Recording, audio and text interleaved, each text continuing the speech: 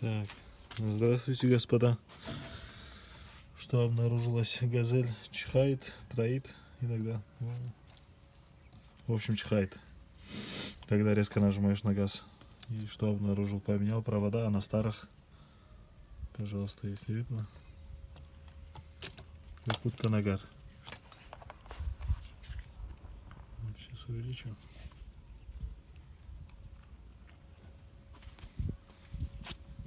Вот так вот случилось. Это вот наконечники